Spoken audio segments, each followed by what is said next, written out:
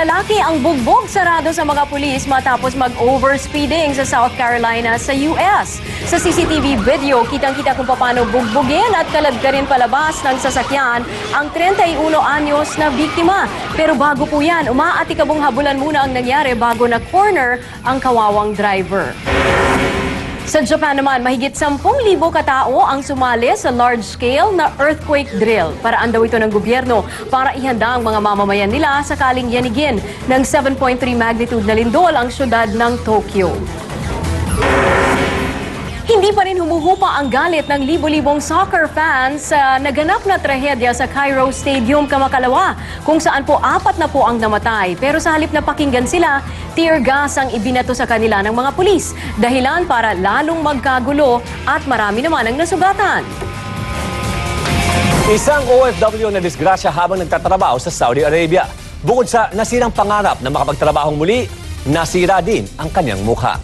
Narito ang report.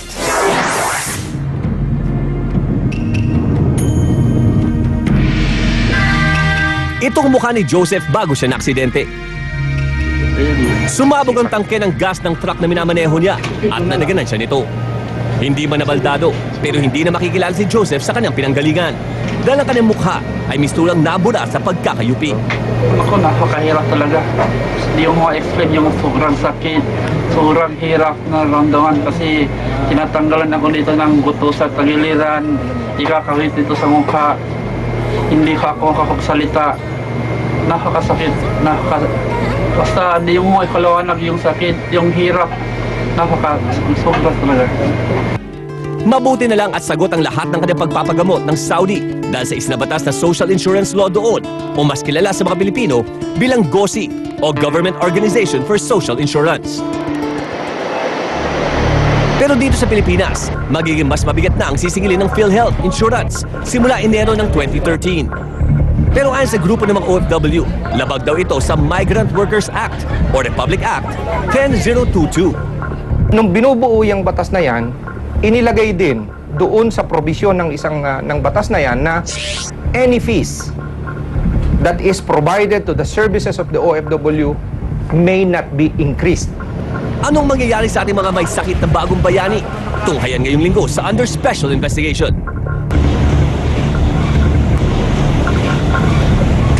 Abangan po ang buong kwentong yan sa Under Special Investigation ngayong linggo, alas 7 ng gabi sa Action TV at sa TV5 alas 10:15 ng gabi. Sa puntong ito, alamin naman po natin ang magiging lagay ng panahon ngayong weekend mula kay Manu Sandejas.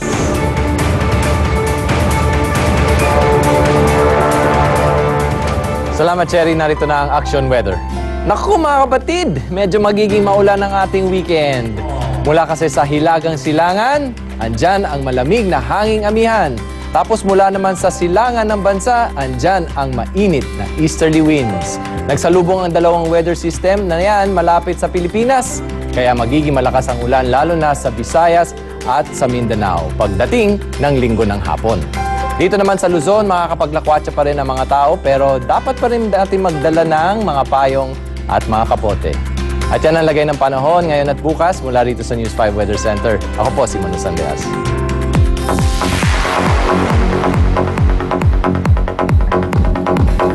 Mini-concert ni David Archuleta, dinumog ng mga fans. At bagong programa ng TV5 na Good Morning Club.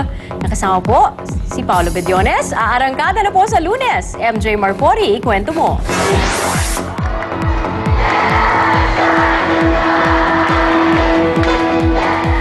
Dinigsa ng mga fans si David Archuleta ang mini-concert ng international star sa tanghalang Pasigueño kanina. Sana you've enjoyed the Philippines and I hope you've tasted a lot of Filipino foods. I wish that he would come back again.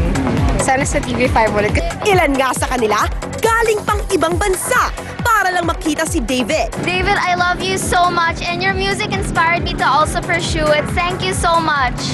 Pero malayo man ang biyahe, sold na sold naman sila. Dahil gagamitin ang concert ni David bilang isa sa mga eksena sa miniserye niyang Nandito Ako, na showing na sa February 20.